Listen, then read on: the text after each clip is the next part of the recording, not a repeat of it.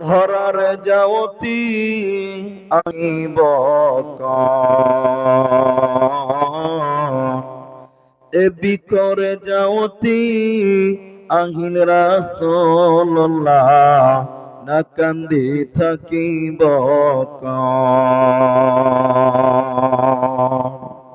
বারোই রবিউল আউয়াল সোমবারর দিনাত রাসূলুল্লাহ আমার মাঝত নাই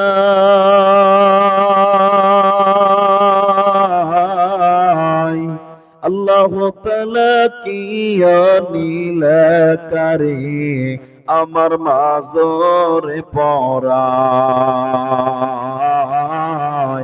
আল্লাহু তাআলা কি নীলকারী আমার মাঝরে পড়াই ফাতিমা বিবিয়ে কান্দিয়া বলিলে পিতাই আছে আমার মাঝত নাই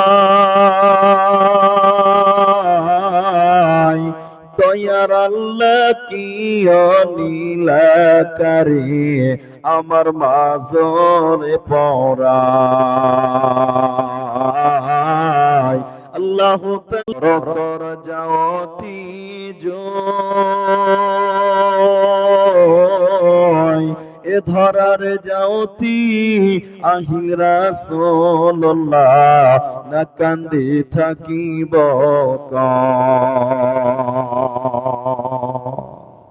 উপস্থিত চলমান সভার যোগ্যতম সভাপতি, স্টেজে ওলামায়ে কেরাম, অতিথিবৃন্দ, সামনে বসে থাকা দিনদার ইমানদার মুমিন ভাইসবাসী, প্রশংসা সেই মহান মনিবের দরবারে যিনি আমাদেরকে এক মসজিদ কেন্দ্রিক আয়োজিত মাহফিলে বসিয়ে কোরআন এবং হাদিসের কথা বলার এবং আপনাদের শোনার যিনি তৌফিক ইনায়াত করেছেন, সেই মহান মনিবের দরবারে শুকরিয়া আদায় করি। আমরা সকলে একবার বলি আলহামদুলিল্লাহ। দরুদ ও সালাম বর্ষিত হোক সরকারে কায়নাত তাজদারে মাদানী নবী কুল শিরোমণি ইমামুল আম্বিয়া নবী মক্কি নবী মাদানী নবী আহমদ নবী মুহাম্মদুর রাসূলুল্লাহ, বলুন সাল্লাল্লাহু আলাইহি ওয়াসাল্লাম। এবং হাদিসে নববী থেকে একটি মাত্র হাদিসের টুকরো পাঠ করেছি। উল্লেখিত আয়াত এবং হাদিসকে কেন্দ্রবিন্দুর মধ্যে রেখে একটি বিষয়ের উপরেই কিছু কথা বলবো, যদি আল্লাহ তৌফিক দেন তো। আলাইহি তাওয়াক্কালতু ওয়া ইলাইহি উনীব। আমি আমার বিষয়টি আপনাদেরকে মাত্র 4 মিনিট পর বলছি, কি বিষয় বক্তব্য রাখব। তার আগে জরুরি কয়েকটি কথা বলবো, না বললে বক্তব্য আরম্ভ করা যায় না। প্রথম একটি আবেদন, দাবি, অনুরোধ যে আমি আপনাদেরকে কিছু কথা জিজ্ঞাসা করতেই থাকবো, মাঝে মধ্যেই করব, আপনারা মুখ খুলে উত্তর দেবেন। সবাই বলেন একবার ইনশাআল্লাহ। বলবেন তো ইনশাআল্লাহ? জি, কিছু কথা বলবো, আপনারা উত্তর দিলে আপনাদের বুঝতে সুবিধা হবে আর আমাকে বুঝাতে সুবিধা হবে। এই জন্য এটা আপনাদের কাছে প্রথম অনুরোধ করলাম। দ্বিতীয় আরেকটি গুরুত্বপূর্ণ কথা হলো, এই কালিয়ারা গ্রামে এবার দিয়ে মোটামুটি আমার 3 বার আসা হলো, কিন্তু আমার জানা হয়েছে বা আমি জানি এলাকায় আমি অনেকবার এসেছি বা আসছি, আবার আসবো। 12টার পরে জলসা শুননেওয়ালা লোক পাওয়া, জোরে বলেন, যাবে না। এটা ঘড়ি না দেখেও বলা যায় যে এখন 12টা বাজে। তাহলে সময় আমাদের কাছে খুব বেশি নেই। আজকে আপনাদের এই অল্প সময়ের ভিতরে একটি সাবজেক্টের উপরে বলছি, সেটা হলো মহিলা, নারী। মহিলা বা নারী সম্পর্কে কথা বলতে গিয়ে কখনো কখনো আবার আপনারা পুরুষ মানুষদেরকেও কিছু কথা বলবো। কেন? দর্শনের একটি কথা হলো, একজন মানুষ অর্ধেক মানুষ। একজন মানুষ অর্ধেক মানুষ। সেই মানুষ যখন বিবাহ বন্ধনে আবদ্ধ হয়, স্বামী স্ত্রী দুইজন মিলে হয় তারা পুং মানুষ। পুং মানুষ, পুং। আর স্বামী স্ত্রীর ভিতরে যখন তৃতীয় আরেকজন সন্তান সন্ততি জন্ম নেয়, তখন হয় তারা পূর্ণাঙ্গ মানুষ।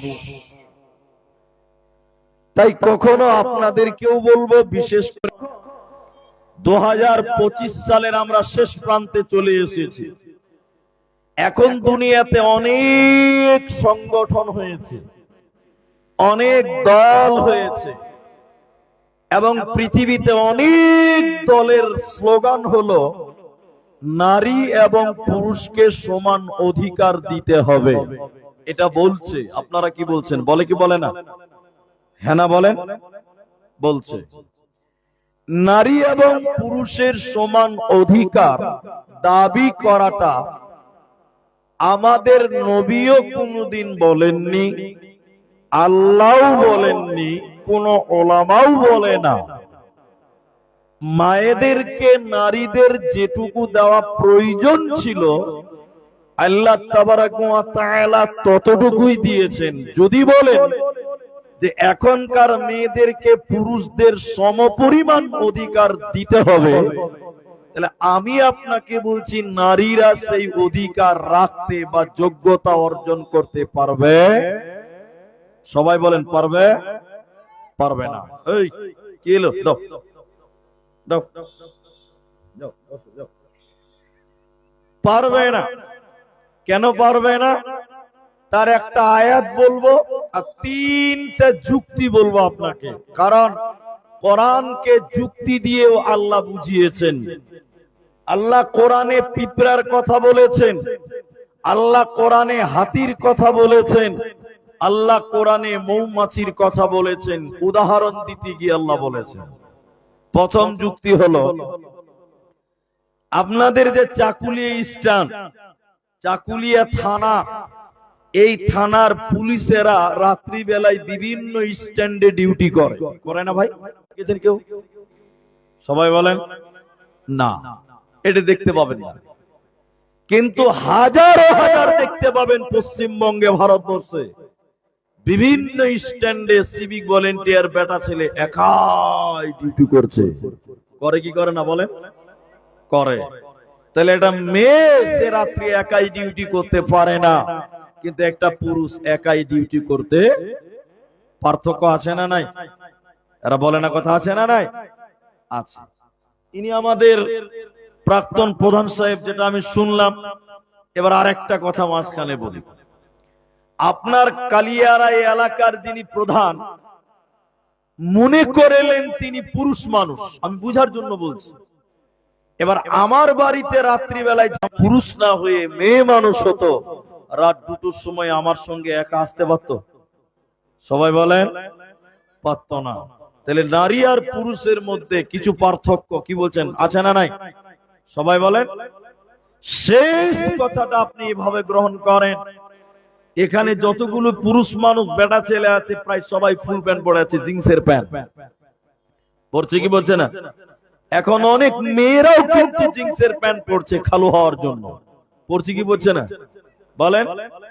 একটা ছেলেকে পেশাব লাগলো, খুব জোরে পেশাব লেগেছে, ও বেটা ছেলে চেন খুলবে, জেনারেটর চালু করে পেশাব করতে পারবে, কি বলছেন? পারবে কি পারবে না? কিন্তু একটা মেয়ে মানুষ জিন্সের প্যান্ট পরেছে, ও যদি পেশাব লাগে ওকে পুরোটা খুলে ল্যাংটা হতে হবে। কথা বলেন, ঠিক বলছি না নাই? বলেন। তাহলে একটা নারী আর একটা পুরুষের মধ্যে পার্থক্য, জোরে বলেন, আছে না নাই? তাহলে সমান অধিকার দাবি করা মোটেও সম্ভব নয়। ঠিক আল্লাহ তাবারাক ওয়া তাআলা কখনো কখনো নারীদের সম্মান বেশি দিয়েছেন, ইজ্জত বেশি দিয়েছেন, কখনো কখনো পুরুষদের সম্মান আল্লাহ বেশি দিয়েছেন নারীদের চাইতেও। ইবাদতের ক্ষেত্রেও আল্লাহ কিছু কিছু ইবাদত খাস করে মেয়েদের জন্য বরাদ্দ করেছেন। কিছু কিছু ইবাদত আল্লাহ কোরআনে বলছেন, বিসমিল্লাহির রহমানির রহিম, ইয়া আইয়ুহান নাবিয়্যু কুল্লি আজওয়াজিকা ওয়া বানাতিকা ওয়া নিসাইল মুমিনিন, আপনার স্ত্রীদেরকে আপনি বলে দেন, ও বানাতিকা, এবং আপনার বেটিদেরকে আপনি, মেয়েগুলোকে আপনি বলে দেন, ওয়া নিসাইল মুমিনিন, তামাম কালিয়ারার বেটিদেরকে আপনি বলে দেন, মুমিনা নারীদেরকে বলুন, তারা যেন ওড়না দিয়ে তাদের আবরুকে ঢেকে নেয়, তারা যেন তার চাদর দিয়ে তাদের শরীরকে ঢেকে নেয়, ওরা যেন কাপড় দিয়ে তাদের বডিকে ঢেকে নেয়। তারা যদি তাদের শরীরকে বের করে চলে, তাদের শরীরকে যদি বহির প্রকাশ করে দেয়, আপনি তাদেরকে বলে দেন ওরা জান্নাতে যাবে না, পাবে না, দেবে না। মর্মে আল্লাহর নবী হাদিসের ভিতরে এবার বলেন, সহিহ মুসলিম গ্রন্থের ভিতরে নবীজি বললেন, দুই শ্রেণী মানুষ কিয়ামতের দিন জাহান্নাম যাবে। নবীজি বললেন দুই প্রকার মানুষ, নবীজি বলেছেন তারা জাহান্নাম যাবে। আমি বিশ্ব নবী তাদেরকে দেখি নাই, তার মানে ওই দুই প্রকার লোক নবীজির জামানায় ছিল না, তারা আসবে, তারা পরবর্তীতে আসবে। দুই প্রকার লোক, ওই দুই প্রকারের ভিতরে তৃতীয় নম্বর নবীজি বললেন মহিলা, নিসাউন, মহিলা, এক শ্রেণী মহিলা যারা জাহান্নাম যাবে। আমি নবীর জামানায় তারা ছিল না। তারা কারা, কেমন তাদের চলাফেরা, তারা কেমন হবে, ওদের আচার আচরণ কেমন হবে, যারা জাহান্নামী নারী হবে। নবীজি বললেন শুনে নাও, ওরা কাপড় পিনবে, এরপরও তারা উলঙ্গ, ওরা কাপড় পরবে, এরপরও তারা বিবস্ত্র, ওরা কাপড় পিনবে, শাড়ি পরবে, ব্লাউজ পরবে, এরপরও তারা উলঙ্গ, এরপরও তারা নগ্ন। ওই বেহায়া বেনগ্ন নারীরা, ওই নগ্ন উলঙ্গ নারীরা আল্লাহর জাহান্নাম যাবে। ওরা জান্নাত তো দূরের কথা, জান্নাতের ঘ্রাণও আল্লাহ দেবে না, পাবে না, দেবে না। এবার আপনাদেরকে প্রশ্ন করছি, উত্তর দেন। এদিকে দেখেন, আমার দিকে। নবীজি বললেন ওরা কাপড় পরবে, এরপর উলঙ্গ, ওরা পোশাক পরবে, এরপরও তারা নগ্ন, এরপরও তারা নাঙ্গা, এরপরও তারা ল্যাংটা, এরপরও তারা বিবস্ত্র, অথচ তারা পোশাক পরে থাকবে। এবার আপনি বলেন ভাই, কাপড় পরবে অথচ উলঙ্গ, কাপড় পরবে এরপরও তারা বিবস্ত্র, এরা কারা, কেমন কাপড় তাহলে? এখন আপনাদেরকে বলি, মেয়েদের প্যাট, মেয়েদের পিঠ, মেয়েদের হাত, এগুলো পরপুরুষকে দেখাতে পাবে? বলুন, একটু বলুন। মেয়েদের শুধু মুখমণ্ডল, এটাও নিয়ে ইখতিলাফ আছে ওলামাদের, মুখমণ্ডল নিয়ে ইখতিলাফ আছে। আমার ফতোয়া যদি নেন তাহলে বলবো মুখ ঢেকে চলেন, তাহলে মেয়েরা একদম পা থেকে মাথা পর্যন্ত টোটাল বডিটাকে তারা ঢেকে চলবে। এখন আপনারা বলেন, একটু দেখেন, আপনার স্ত্রী বলেন, আপনার বেটি বলেন, আপনার ভাতিজি বলেন, আপনার মেয়ে বলেন, দেখেন আপনার স্ত্রীকে আপনি বলছি, সে মেয়েটা 12 হাতের শাড়ি পরেছে, ব্লাউজ পরেছে, এরপরও আপনার স্ত্রীর প্যাট, আপনার স্ত্রীর পিঠ, আপনার ভাই মানে তার দেবর, আপনার বড় দাদা মানে তার ভাসুর, আপনার গ্রামের ছেলেরা আপনার স্ত্রীর প্যাট এবং পিঠ দেখতে পায়। কি বলছেন, পায় কি পায় না? সবাই বলেন পায়। তাহলে আপনার স্ত্রীর প্যান্ট আর পিঠ আপনার গ্রামের ছেলেরা দেখতে পাবে, এটা ঠিক হবে না ঠিক হবে? এটা ঠিক? জি না। তাহলে আপনার স্ত্রীর পেট কেন দেখতে পাওয়া যায়? আল্লাহর নবী বলছেন ওরা কাপড় পিনবে এরপর উলঙ্গ। দেখেন শাড়ি পরেছে, ব্লাউজ পরেছে, সয়া পরেছে, এরপরও তার পেট দেখতে পাওয়া যায়, পিঠ দেখতে পাওয়া যায়। নবীজি বলছেন এরাই হলো তারা যারা কাপড় পরার পরে উলঙ্গ, কাপড় পরার পরে বিবস্ত্র। 100টার মধ্যে 90টা মেয়ে দেখেন শাড়ি কাপড় পরে আছে, এরপরও তার হাত দেখতে পাওয়া যায়, তার পিঠ গোটাই দেখতে পাওয়া যায়। ঠিক বললাম না নাই ভালো? ঠিক বলিনি আমি? আপনাদের এটা উত্তর, পার্শ্বে রয়েছে দক্ষিণ। দক্ষিণ দিনাজপুরের পতিরাম, ওটা একদম বালুরঘাট এলাকা। আমি এই কথাগুলো যখন বলছিলাম, মেয়েদের ভিতরে কয়েকটা মেয়ে বলল হুজুর আমরা আর শাড়ি পরবো না। কেন? যে শাড়ি পরলে পিঠ দেখতে পাওয়া যায়, পেট দেখতে পাওয়া যায়।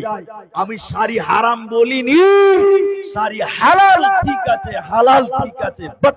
শাড়ি পরার পর ওড়না বড় গায়ে দিতে হবে যেন আপনার পেট এবং পিঠ দেখতে না পায়।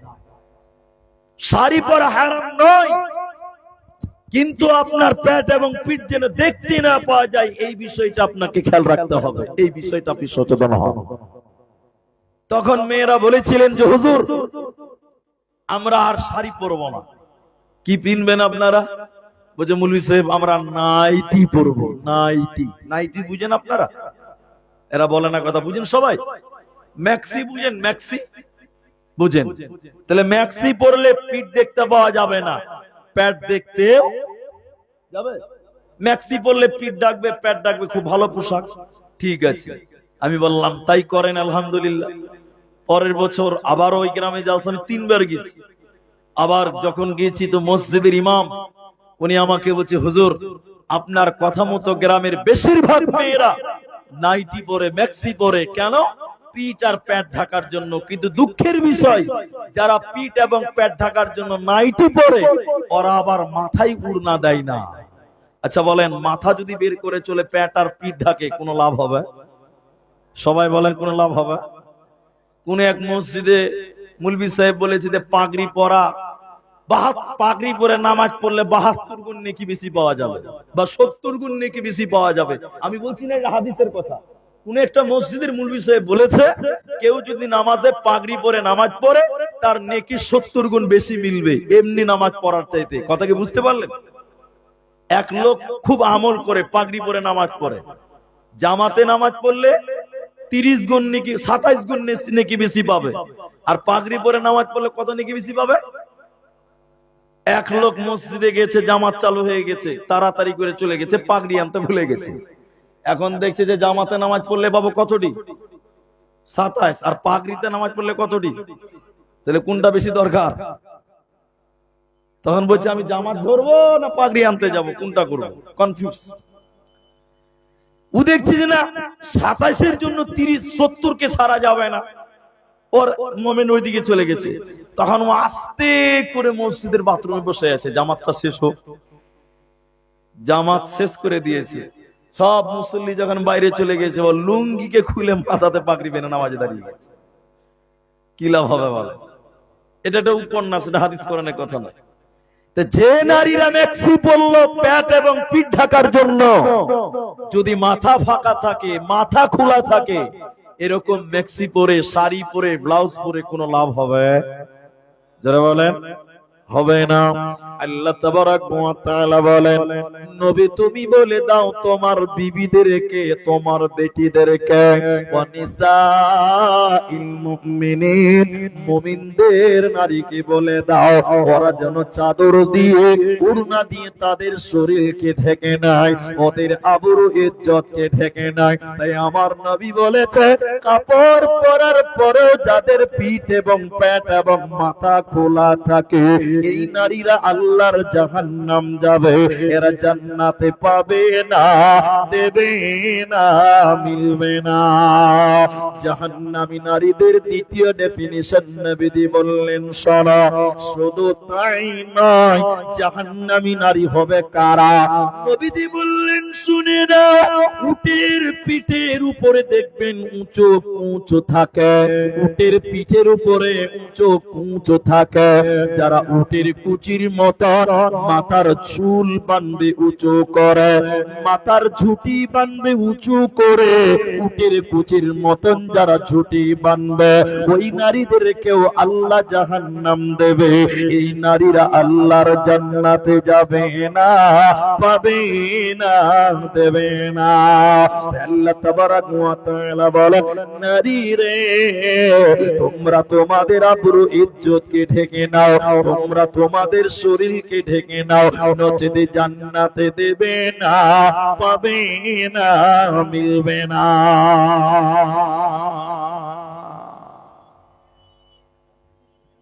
এবার নারী যদি পর্দা করে, এবার নারী যদি পর্দায় চলে, নারীর দুটি লাভ আছে। আপনারা আমার দিকে দেখেন, মেয়েরা যদি পর্দায় চলে মেয়েদের কটা লাভ আছে বলে?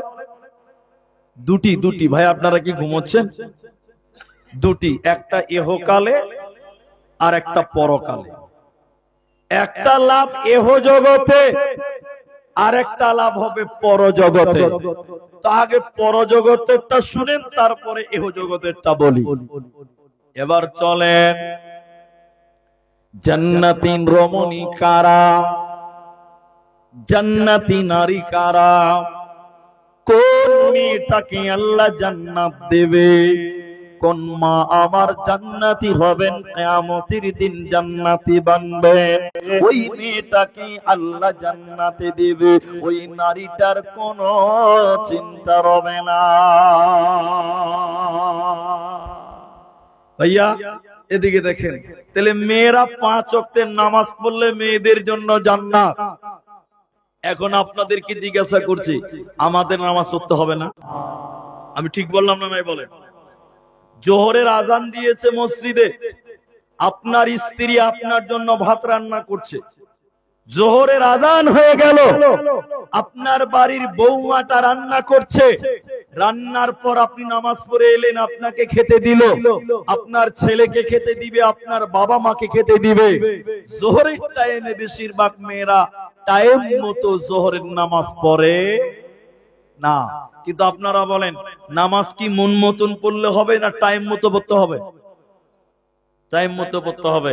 তা আল্লাহর নবী মেয়েদের নামাজের কথা বললেন 3টা কারণ। তার একটা হলো মেয়েরা নামাজ পড়ে, কিন্তু তারা টাইম মতো নামাজ পড়ে না। দ্বিতীয় আরেকটা কারণ হলো মেয়েরা নামাজ পড়ে, কিন্তু নামাজে তাদের মনোযোগী থাকে না। আপনি বলেন এটা মিথ্যা কথা, আপনাকে আমি দেখাচ্ছি মনোযোগী নাই। কত দেখবেন, আপনাকে একটা দুটা শোনাই আপনাকে। মেয়েদের নামাজে আপনারা আলা চাল বুঝেন? আলা চাল, আলুয়া চাল, সাদা যেটা চাই, আলো চাল, আলো চাল, আমার ভুল হতে পারে, আলো চাল, যাই হোক। এক মেয়ে মা শীতের দিনে ও 2 কেজি আলো চাল, সাদা চাল একটু নরম হয়ে গেছে। এখন কি করবে? এখন মেয়েটা মনে করছে এই চালটি যদি বাইরে মেলে দেই তো পাখিতে আর মুরগিতে বিসমিল্লাহ না বলে শেষ করে দিবে। জি ভাই, আর পাবে? তখন মেয়েটা কি করবে? মুরগির ভয় আর পাখির ভয়। তখন বারান্দাতে খানিক রোদ পড়েছে, তো বলছে বারান্দাতেই মিলে দেই, তাহলে আমার ভয় আর মুরগি টুরগি কেউ শুরু করতে পারবে না। ঠিক যেমন হিসাব আল্লাহ পেরে মেয়েটা নামাজে দাঁড়িয়েছে, আল্লাহু আকবার, আর 3 দিক থেকে 3টা মুরগি বিসমিল্লাহ শুরু করে দিয়েছে। আচ্ছা এখন বলেন মেয়েটার নামাজের কি অবস্থা হবে? আর নামাজ ঠিক থাকবে? ওখানে নামাজ পড়তে পড়তে মাঝে মাঝে বলছে আল্লাহু আকবার, আর খানিক পরে বলছে সামি আল্লাহু লিমান হামিদা। আচ্ছা বলেন এই নামাজ পড়ছে না মুরগি তাড়ছে? মুরগি তাড়ছে। এক মানে কি? ধীরতা, খুশু, খুদু নেই। এই জন্য 3টে কারণ আছে মেয়েদের নামাজের কথা বলার। এক, নামাজ পড়ে টাইম মতো পড়ে না মেয়েরা। দুই, নামাজ পড়ে নামাজে মনোযোগী থাকে না, নামাজে উদাসীনতা, নামাজের ভিতরে মনোযোগী নাই। এ কথা অনেক দিন বলেছি, বারবার বলেছি, আজকে আর রিপিট করলাম না। মেয়েদের জান্নাতে যাইলে দ্বিতীয় নম্বর আর একটা আমাল, চারটার মধ্যে 2 নম্বর, ওয়াসামাত শাহরাহা, রমজান মাসের রোজা রাখতে হবে। রোজা তো আপনিও রাখেন, আমিও রাখি, তাহলে মেয়েদেরকে বলা হলো কেন? হে মায়েরা, লজ্জা করবেন না, জানার জন্য বলছে। প্রতিটি সাবালিকা মেয়েদের প্রতি মাসে একবার পিরিয়ড হয়, মেন্স হয়, নাপাক হয়, হায়েজ হয়। যখন সাবালিকা মেয়েকে বললেন, ওরে আমার বান্দিরা, তোমাদের 5টা 7টা রোজা তোমাদের প্রতি মাসে ছুটে যায়। রমজানের রোজা যাদের ছুটে গেছে, আগামী রমজান আসার আগে যেতে যেতে যেতে আমার কানে যেন কান্নার আওয়াজ ভেসে আসলো। তারা যেন কান্নাকাটি করেছে, আর্তনাদ করেছে, বিকট আওয়াজ করেছে। তুমি বলো। জিবরাইল বললেন, নবী আপনি আরো আগিয়ে চলুন, আপনাকে সব জানাবো।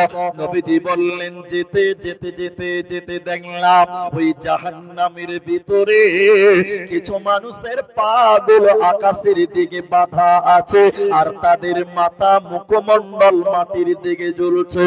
পা গুলো কি আকাশের দিকে, মাথা মুখমণ্ডল মাটির দিকে ঝুলছে। উল্টো করে রাখার কারণে ওদের গালগুলো মুখগুলো ফেটে ফেটে জমিনে রক্ত পড়ে।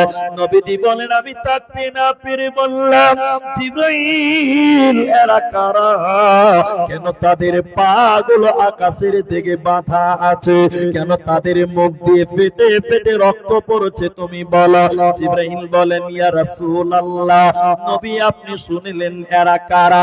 যারা রমজান মাস পেয়েছিল, রোজার মাস পেয়েছিল, সিয়ামের মাস পেয়েছিল, দিনের বেলায় ইফতারের আগে যারা ইফতার করে নিয়েছিল, অর্থাৎ ইফতারের আগে দিনের বেলায় যারা খাবার খেয়েছিল, রমজান মাসে রোজা রাখে না, ওই সমস্ত বেরোজাদারের দলেরা, ওদেরকে জাহান্নামে উল্টো করে টাঙিয়ে রাখা হবে।